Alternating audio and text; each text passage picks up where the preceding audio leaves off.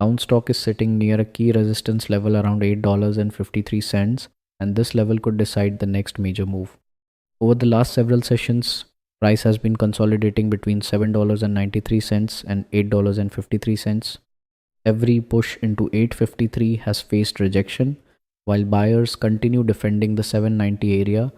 Right now, the stock is trading near the 50 EMA, which is acting as short-term support. If SOUN can break above $8.53 with a strong daily closing confirmation, then the next upside target becomes $8.98.